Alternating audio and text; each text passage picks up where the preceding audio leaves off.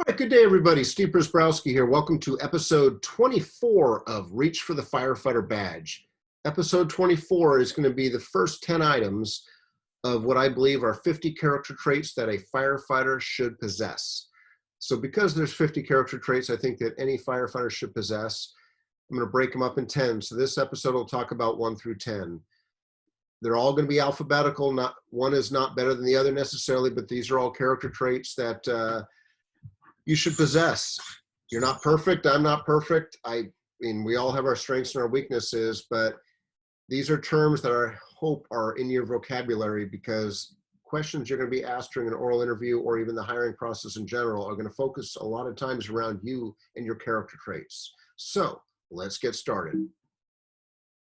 So starting off, my websites, code3firetraining.com and chabotfire.com both have lots of great free information on them, as well as just resources to keep you busy for hours and to help prepare you to be the best you can be, regardless of the rank that you want to be or the type of department or part of the country that you're from or want to work at.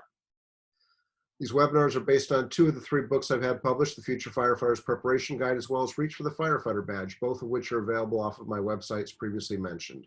So take a look at that. I've mentioned this in previous episodes of these webinars, blogs, whatever you want to call them. We don't hire resumes, we hire people. We don't hire resumes, we hire people. And I think that sometimes people get it flipped around, meaning everyone, like I was guilty of that. When I was starting out to become a firefighter, I tried too hard to fill up my resume. I was so worried about making sure my resume was full of quality, because I felt so inadequate. I looked at that resume and I'm going, I got nothing on there. I mean, I got my EMT and maybe a college degree, but I got nothing. Well, I get it. But it took me a while to realize that we don't hire resumes, we hire people. And another key component is that we shouldn't be hiring for skills, we should be hiring for character, positive character. We can train most people to do the skills, not everyone, but most people to do the actual skills of the job or any job, regardless of what it is. But we can't teach character. That's stuff that should have been ingrained in you in your formative years as you were growing up, between your family, your friends, whoever raised you, whoever you interacted with. Character comes at a young age. And the older we get, the tougher it is to change behavior, let alone character. So let's get going. This was a sign that used to be in our recruit academy by our former academy director. He used to put this sign in there, and this is for the recruit academy, meaning to get to the recruit academy, hopefully by now you realize that these are candidates that submitted their applications, passed the written test, had their CPAT physical ability done, passed their oral interview, passed their chief's interview, passed a background, passed a medical evaluation, a psychological evaluation, and now they're in the recruit academy, 16 weeks. And then if they pass this, they get to go to the probationary period, assigned to a firehouse. Well, it was interesting, and I remember asking Captain Carlson why he had put this up there, but he would put this up in the room and he'd remind all the applicants, I mean, not in a derogatory way, but in a manner that, hey, you know what, you've done good to get to the academy, but you're not out of it yet. You still got to be able to perform. And his thought process, at least with what he shared with me, is you can BS the oral board. You can maybe have smoke and mirrors to convince the oral board or the fire chief that you're the best thing since sliced bread. But you know what? All that stuff doesn't matter when you're in a nice room in an oral board. What matters, though, is when we put you in groups of people, in teams, as we do in a recruit academy. If there's 12 people in the academy, we'll probably break you up into 4 teams of 3. You 3 are engine 1, you 3 are engine 2, you 3 are truck 1, you 3 are rescue 1. We do that because we want to start building team exercises and team building exercises as well to get you used to what you're going to do. Because when you get out of a firehouse, when you get to a firehouse, you're going to be assigned to a group, a team, a company. Engine 1 on the B shift, truck 1 on the A shift, whatever it is. So you're going to have to function as a team. Well, during a recruit academy, and more importantly, during the actual job itself, when you get out of the academy, it can be a very stressful position, a stressful job, a stressful career. Now, not every day of a firefighter's life is stressful to the max, but you know what? There are times when it's very stressful, and especially now when you're in the recruit academy, when all eyes are on you and you've got to pass like with 80% average on your skills test, 80% average on your written test, you got to be on your A game. Well, Captain Carlson's thought process is we don't teach character, we reveal it. And his meaning is that, you know what? you convinced the oral board and the fire chief and the background investigators you had what it took. You promised all these things. You promised how great your character was. We're not here to test it. That was already tested. We're here to reveal it, meaning if you can't handle stress, and some people can't handle stress, and their way of showing the lack of handling stress is by snapping or yelling at others, their teammates, or their instructors, even worse. And that sometimes happens in the recruit academy. We get people that are in the recruit academy, and next thing you know, we're putting them in a stressful situation, and then they lose it. They yell at one of their teammates for not moving fast enough, or not getting the hose coupled fast enough. It's like, whoa, time out here. I mean, you don't yell at people. You don't yell at your crewmates. That's the true character that's coming out. Or when you have that student that's sort of pushed to the limits, again, not on purpose, but just stressful because they have to pass. They know they have to pass and pass it darn well, but then they snap at an instructor. It's amazing what comes out when stress is induced in people. And usually it's like, hey, we recognize people have bad days. It happens. We all make mistakes, myself included. And we give second chances. But when we start to see the pattern get revealed time and time again, okay, now it's not just again, you make a mistake once, own it, take responsibility, don't let it happen again, no big deal. But second, third time when you're yelling at another instructor or losing your cool, or it may appear that you have anger management issues, that even if you can do the skills with 100% perfection, if you've got attitude or behavior related issues, how's that going to be to Mr. and Mrs. Smith when the bell goes off and you're representing the fire department, you're representing the fire chief, you're representing your community when you're serving your community? And we can't have that happening.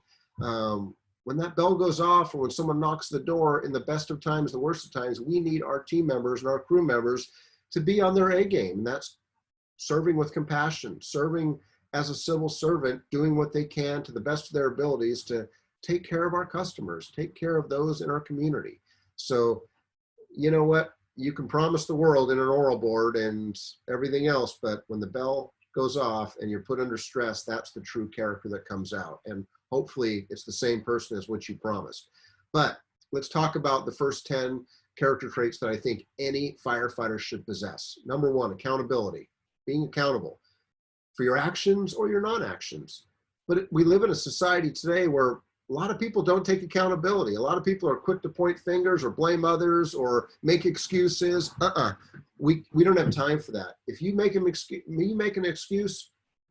you make a mistake, which you will be doing on a daily basis, own up to it. Raise your hand. Hey, I screwed up, boss. My apologies, sincerely. I'm going to do everything in my power not to let that happen again and learn from my mistake.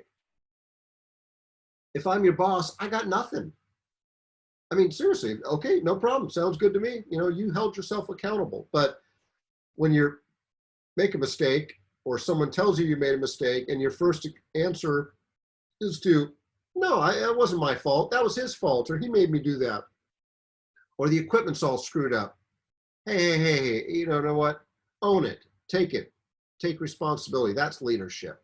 And that's human nature, as it should be. Number two, you got to be adaptable. Adaptable to pretty much anything.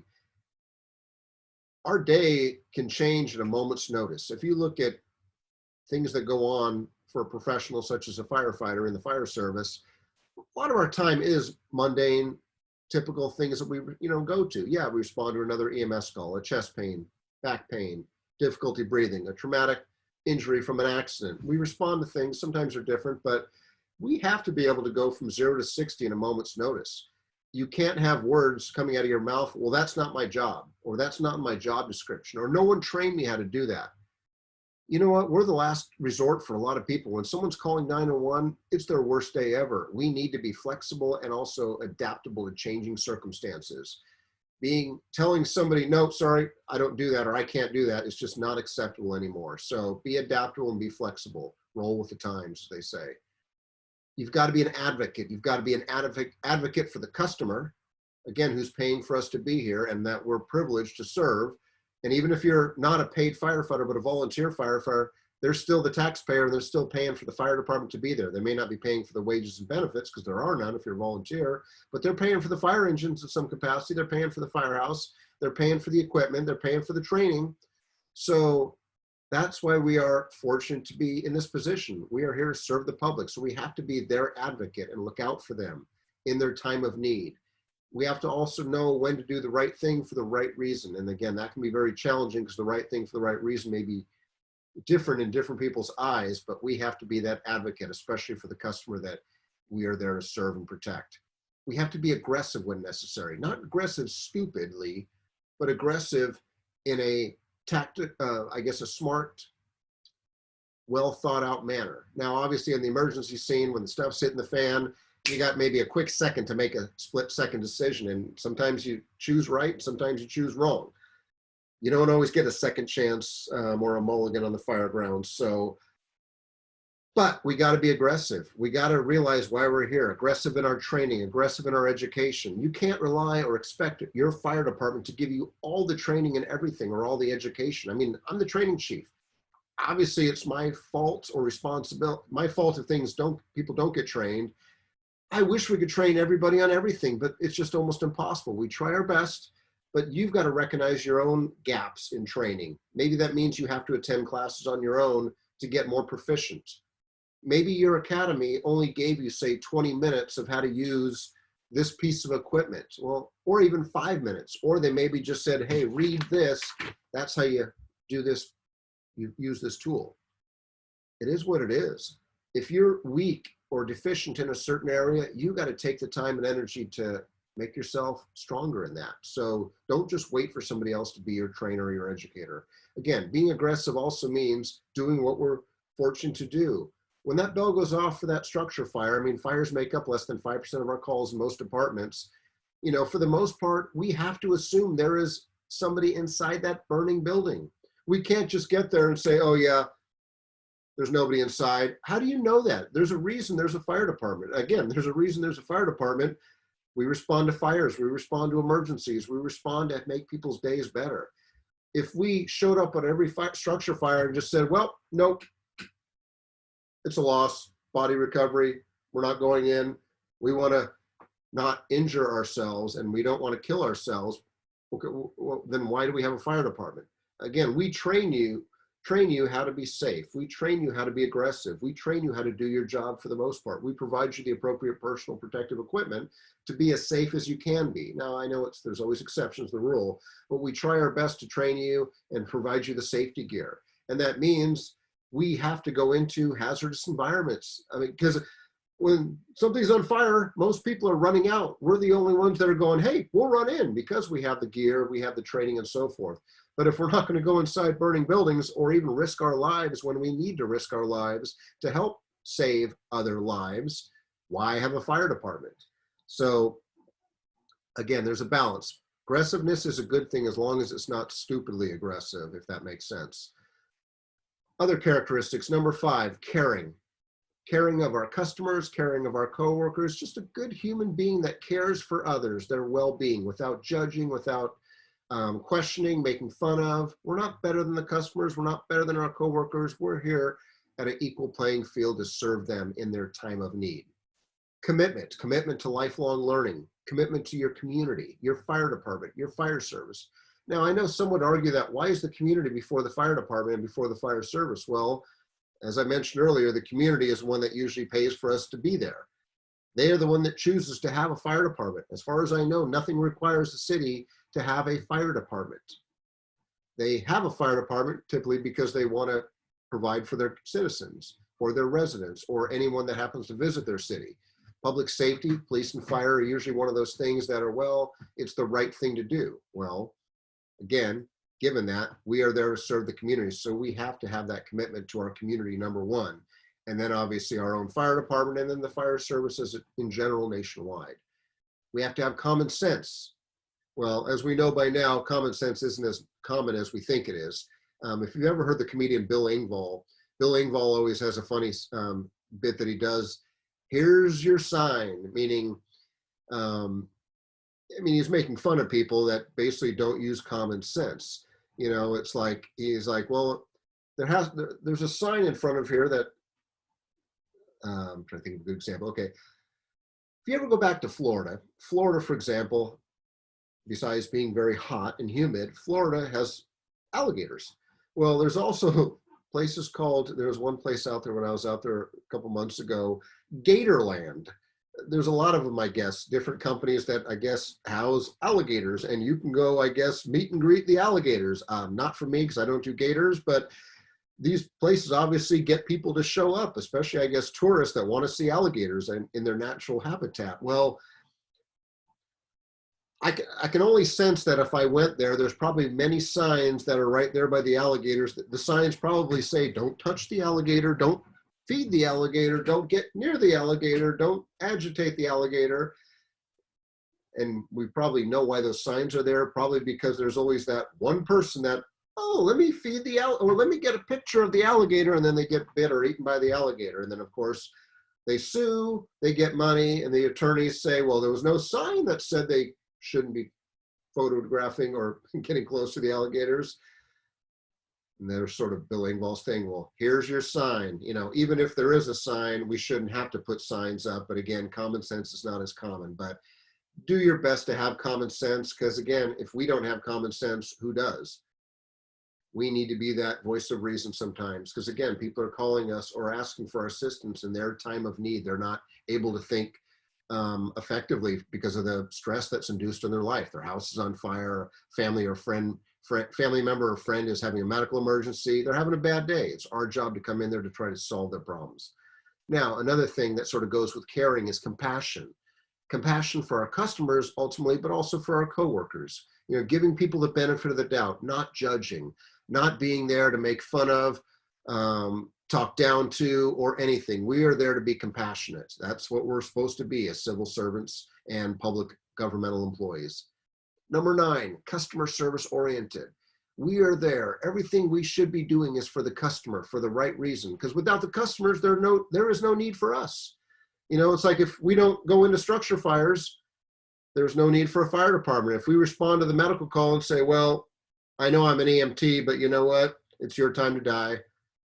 Well, besides being a legal issue right there and just not a good thing to say from a human being standpoint, we got to do things for the customer, because again, that's why we're here.